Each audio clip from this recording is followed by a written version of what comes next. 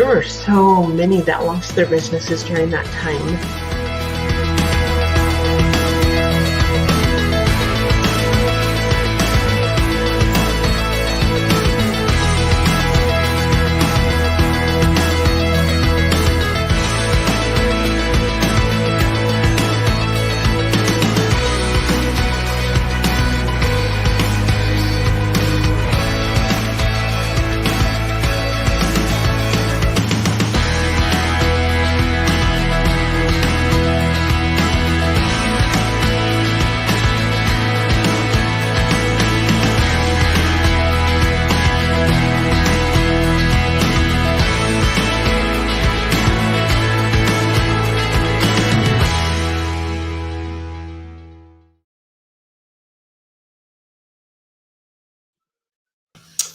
So Chris Coffman, it's a pleasure to have you on our show today.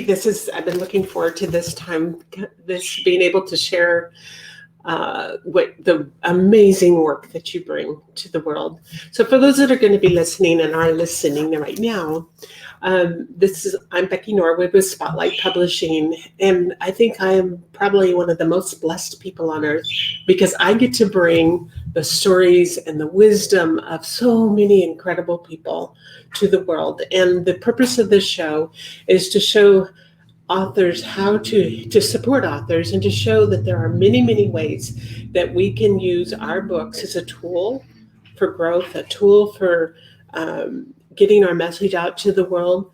And there's a lot of marketing techniques that are just phenomenal that give us the exposure that we need because our voices, our message must be heard. And with that, Chris Coffman, he has an organization called Helping Hands for Single Moms. Chris, you are an amazing human being, and I would like you to share your story of tell the audience first a little bit about you and your background, and then we want to go into a conversation of how Helping Hands for Single Moms got started. Okay, thank you, Becky, and it's a delight to be on your program today. Thank you. Just a little bit about me. I pretty much grew up here in Phoenix, moved here in 1960. Been married to my wife, Kim, for 47 years. And congratulations. Four kids and 6 grandkids. So awesome. Great, enjoying a lot. And as far as Helping Hands for Single Moms goes, that wasn't on my radar when I was younger. I was a minister for 20 years and always thought I would be one. I loved being a pastor. As we hit the early 2000s, I began to get our church more involved in the community, doing community projects like Habitat for Humanity and such. And in 2001, I was a part of a local ministers group, and they wanted to look for a project we could all do together in the community. So each pastor was assigned a section of the city to drive, to just look and see what needs do we see? What are the apparent shortcomings in the community? Where could we help? And I had taken off one summer morning, said a quick prayer, and hit the road. And I hadn't gone a mile or two into my section that I was supposed to be scanning. And I saw a little boy, about 4 years old, and he was walking along on the sidewalk on 67th Avenue, all alone, no adult in sight. So I immediately pulled alongside, and I said to the boy, go down to the corner. You can't be out here alone. I'm going to walk you home. And a lady pulled in about the same time as I did. So we both went down to the corner, and the little boy, he knew where he lived. He walked us back into the neighborhood, and we went up to an old dilapidated house, knocked on the door, and the little girl, maybe 9 or 10 years old, answers the door, and she goes, "No, dear, I'm sick." And I said to her, "Is this your brother?"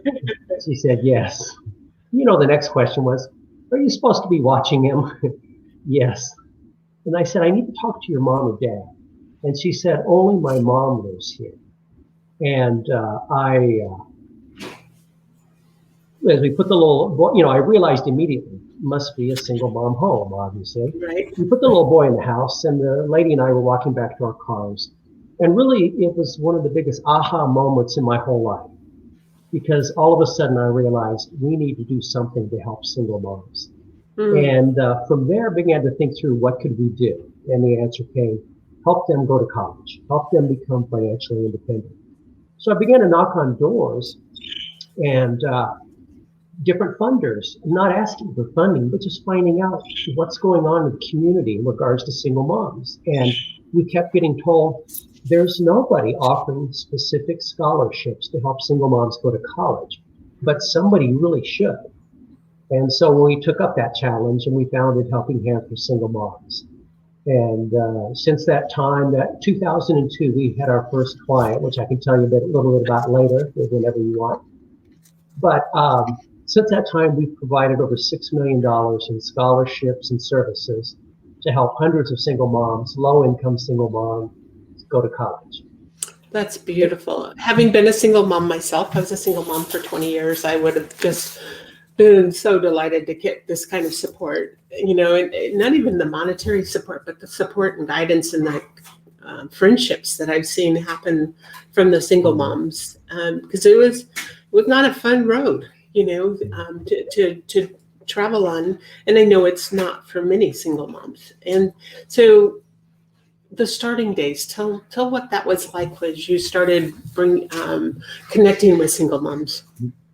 Yes, we started our first single mom. Her name was Sylvia Canizales, and Sylvia is in our book, so we can share her story with her name and all, her whole name. Heroes in our midst. Oops, I got to turn it the right way. We had a social worker in our church, and she came to me when she heard my idea, and she says, "I think I'd have the perfect candidate for your program." And so we sat down with Sylvia, and just a little bit of her background. She was a second generation immigrant from Mexico.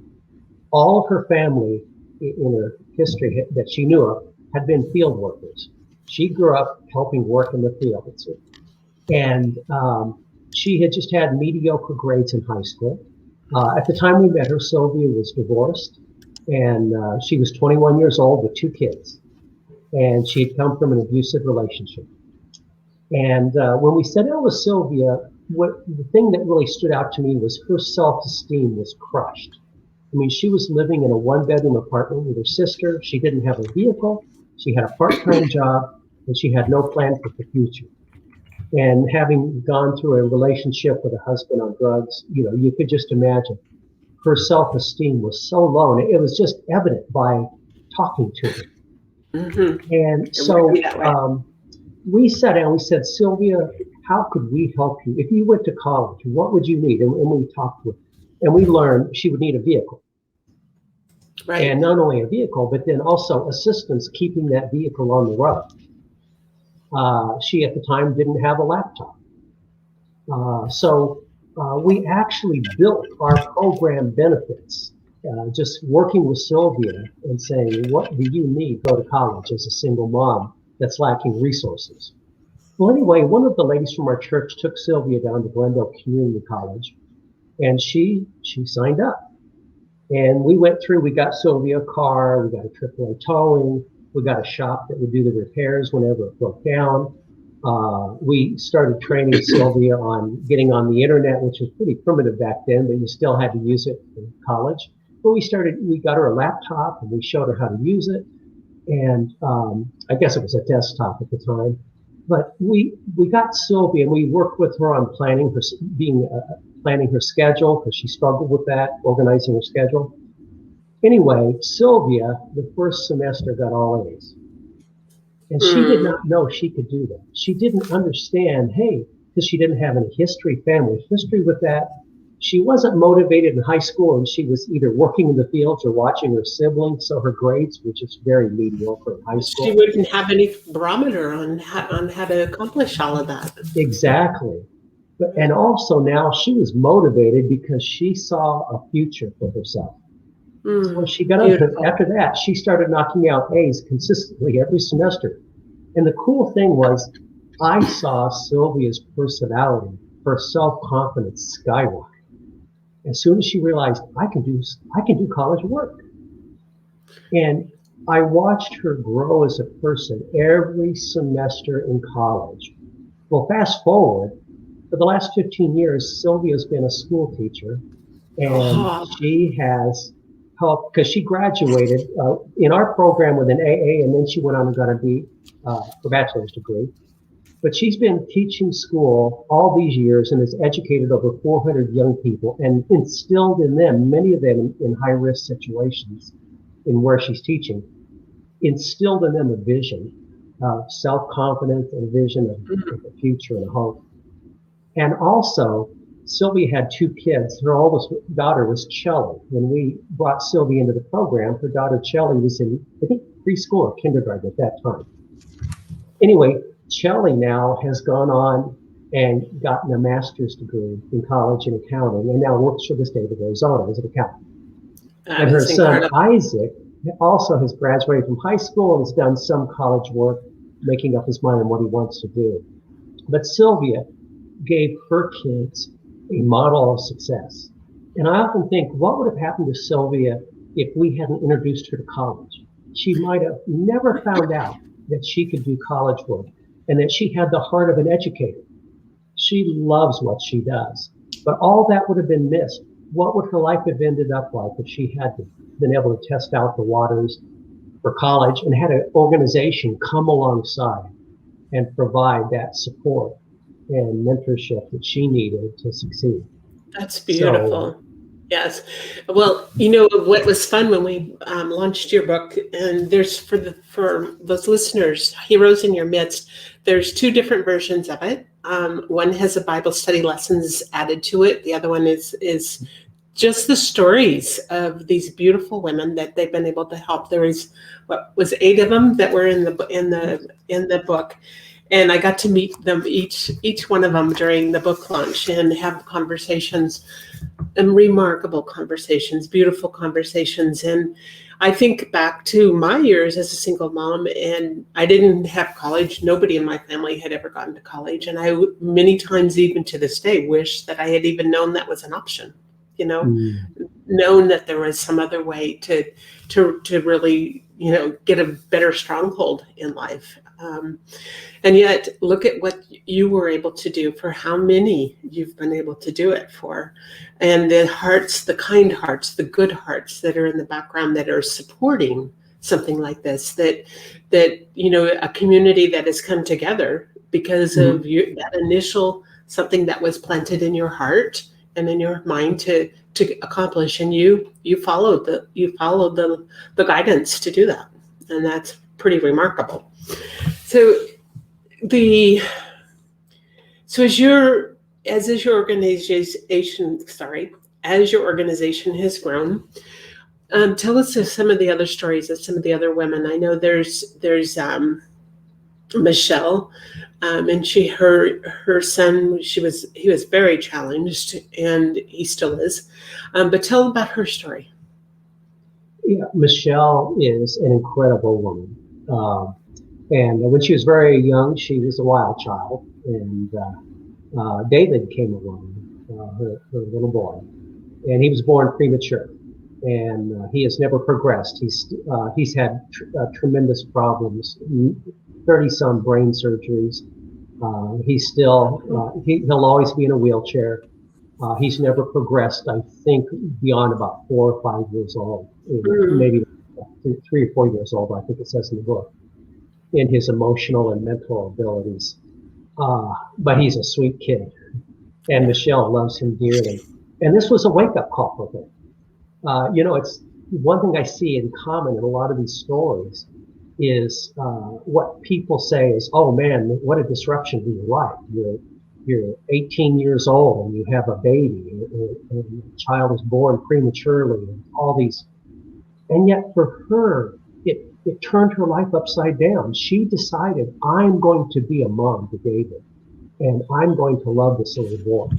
Right. Rather than saying, "I can't cope with this, I can't handle this, I'm going to give him up." I'm not criticizing anybody who does that, but No. I'm amazed to hear these stories of how what most people would consider terrible things, and they are, and yet they become sources of strength. And for Michelle, it was like a life wake-up call, and literally she became a mature, from a teenage girl to a mature mom overnight. And when she made her mind up, that she was going to be a mom for David and get away from her old lifestyle and everything else. She really grew up.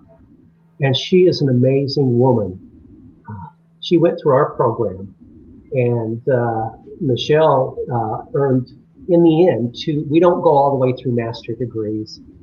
She did one with us with nonprofit work. So Michelle, before she was done with school, earned 2 master's degrees and became a professional speaker and started her own nonprofit. And she was elected to the biggest school board district in the state. And she has just accomplished amazing things. It kind of all goes back to David when she changed her, course in life. I'll never forget a story that really helped me understand this lady's commitment. We do family outings. We get tons of tickets to Phoenix Suns games, and we will take sometimes 70 or 80 of our moms and kids combined to Suns games. And when Michelle was in our program years ago, we had tickets. And of course, you get them on the up the top row. Okay, those are the and rightfully so. That's where they donate the tickets to nonprofits. So yeah, you're up in the nosebleed section. And if you've ever gone to a Suns game, you know that the angle of those stairs goes pretty steep. Yeah. Well, they had set it up so Michelle, because I had told them ahead of time, we had one mom with a son in a wheelchair. So they have a place where all the people's wheelchairs sit. That's on the main concourse level, so they obviously don't go up any stairs. And they have this beautiful place where they park on a level, obviously with a fence around it. But they don't have any chairs in front of them to have to look between heads or anything. And we get there, and Michelle runs over there, parks David's wheelchair, reaches in, grabs him, and puts him over her shoulder. Now, Michelle's only about 120 pounds. She's tiny. At that time was probably 80-some pounds, 85 pounds. So I'm trying to talk her out of it. She goes, no, we want to sit with everybody else. And so I said, okay, Michelle, well, I'll carry him. And she goes, oh, no, I always carry David. And she wouldn't take no for an answer. And I watched her start up that stairway and take David every step to the top so that he could sit with all the other kids and she could sit with the other moms. And at that point in time, I just understood the toughness of this woman and the heart of this woman and her love for her son. And that's her still today. And she still has to pick David up and put him in a car, only he weighs about 120 pounds now. He's 23 years old, I think. I can't remember the exact age David is. Michelle's a typical story. We have other moms who are just as I know, that's what I was just going to say. You have amazing stories, one after another. Your heart must be just like overflowing with the beautiful stories that you could tell. Yes, and I think the interesting thing is every story is unique in the book. It's not just this single mom went to college and here she is. Every mom comes from a different place and a different set of circumstances. And I think when single moms or anybody reads the book, they're going to say, hey, I identify more with this mom. That's where I'm at right now, or that's where I was at. So there's all the, whether it's a mom from domestic violence or a mom that was born like Michelle with a child with severe handicaps, or with a mom who was a drug addict, or a mom whose husband just walked out when the girls were older and all of a sudden they had to scramble to organize their family and make it through. Or a mom who wanted to go to college and everybody said to her, you're crazy, you have no business going to school. We have a mom that was Michelle, who was born in the Bronx, and then as an African-American gal, her family, she tells stories of what it was like living in poverty in the Bronx. And then her mom struggled with drugs. Then they got moved out to the suburbs with a project that moved inner city people out. And then she experienced the prejudice of being somebody that's in the midst of an upper class neighborhood, but they're the poor people in the neighborhood. So there's every there's stories that so many women can identify with and say, yeah, that's me. I've been there, or I am there. Stories are just incredible. And I know, having worked with you to get this book published, it was the stories, and then being able to meet each one of those women that are in the book. And I'm sure that's just the tip of the iceberg for the number of women that you've been able to help. So, Chris, how do you use this book for like fundraising? Are you able to use the book in any way to get your message out in a better way? Yeah, that book evolved, Becky, as you know. Interesting. When we first had the idea to do the book, it was for fundraising. We wanted to be able to hand that book to people who were giving consistently to us, to be able to say, we want you to see some stories on a more detailed stories of the moms that are being helped by your donations, or to give it to potential donors. But when we got done with the book and I saw the stories, see, I knew the moms, a little bit of their stories. I didn't know the details. I didn't know much of their backgrounds. And when I saw the stories and the power, Susan Sweet, our author, did such a great job. As I said before, these aren't just, hey, this single mom ended up as a single mom. She joined Helping Hands for Single Moms, and now she's working. Next story, same thing. Next story. It went into depth as to what their story was. Yeah. And there's a life lesson title for every chapter. And Susan did such a great job of grabbing what each mom learned in her journey that was different from the other moms. And what were the principles of life that moved them forward to keep them persevering, not giving up, and setting goals for their life and achieving them. And Susan did such a great job of writing those stories. I realized, hey, this is a book for single moms who are in a big hole and they don't know how to get out, or they feel like, maybe they're like Sylvia and their self-esteem is so crushed that it's hindering setting goals and moving forward in life. And one of the things the ladies say in this book, in the introductory chapter, is they said they want the moms that read this book to know they are not special. They want those moms to know you can set goals, you can move forward, you're special as much as we are. And they want to encourage these moms, we aren't superwomen, and you can do this too. So once we saw the power of this book, I realized we need to get this into the hands of single moms who are in a hole, emotionally, financially, relationally. And so we are now promoting the book. I just started recently reaching out to homeless shelters and domestic violence shelters to say, we've got a book that you can put in the hand of a single mom coming into your program that might inspire her in the way that you want her to be inspired to envision a future.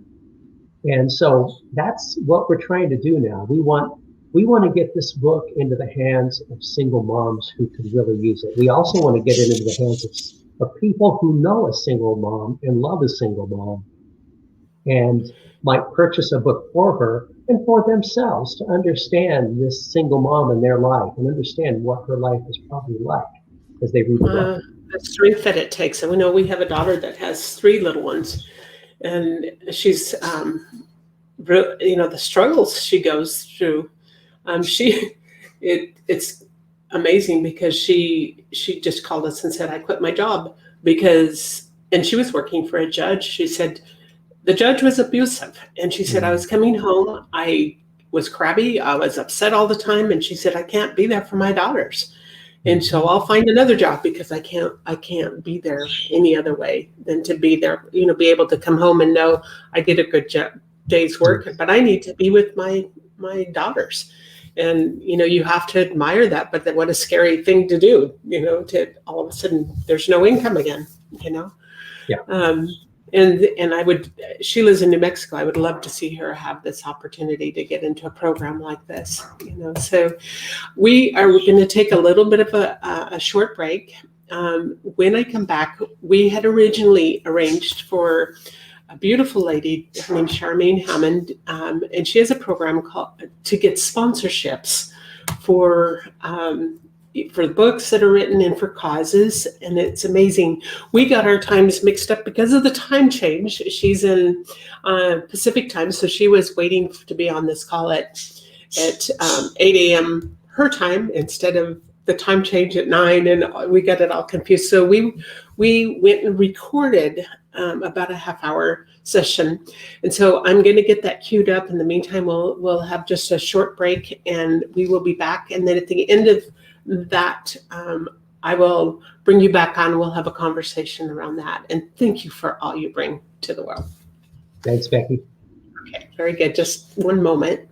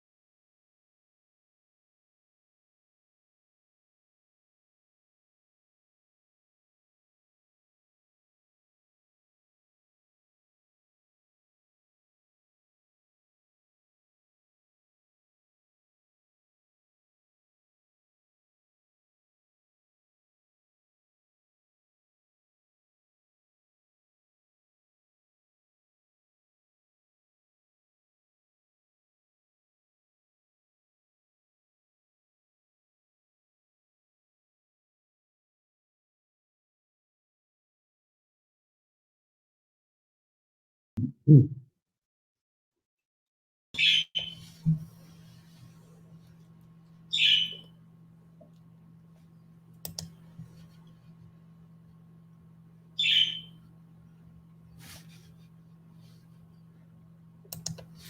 So Chris, this was going on longer than I thought it was. We tried to push it in there first thing this morning, but I hope this was something that was really informative for you and that it could really, I know you could probably teach us all a lot of really great things for what you've been able to do. But I'm hoping that this bit of information from this incredible conversation from Charmaine has served you and the listening audience as well, to open up eyes to a whole different way of looking at it. It was really good. Yeah. So I hope that, I know that our connection I'll always be looking out for opportunities to share that in ways that you can grow. And I'm so excited for what you're bringing to the world. And I feel so blessed to be a part of being able to enjoy this process, because this book, it's available on Amazon. It's available in a lot of the other bookstores. But Heroes in Our Midst is, if you read the stories, if you know a single mom who just really could use a hand up, not out of charity type of thing. She's going to have to work really hard. It's not a handout type of thing, but it's something that really encourages them, set them up for success, not only in the short term but for the long term, to see that their own children, with the support she gets, the children benefit extensively. Yes. Yeah. And Becky, I realized too, if they go on Amazon, they need to put in the second half of the title, Inspirational Stories for Single Moms. Because there's other Heroes in Our Midst books out there. So they want to make sure they're getting the right heroes. You can also put Chris Coffman in the title, or Susan Sweet. So you put the Heroes in Our Midst, Chris Coffman. Yeah. It's available. Look for this book. It's amazing that the beautiful picture, the titling on it is incredible. Chris, thank you. And I had a little issue with getting everything timed just right because of, and we had to cut Charmaine. I think she only had 1 minute and 53 seconds left, but I wanted to make sure I brought you back on. And reach out to me if you would like an email introduction to Charmaine, because she does have some really cool stuff that she does. And thank you for the goodness, the fabulous stuff, things that you do in our world today. Oh, thanks, Becky. It's been wonderful being here with you. It's been awesome. So have an awesome day. Take good care of your health and keep on doing what you're doing. Okay, Becky, take care. Thank you. Bye-bye.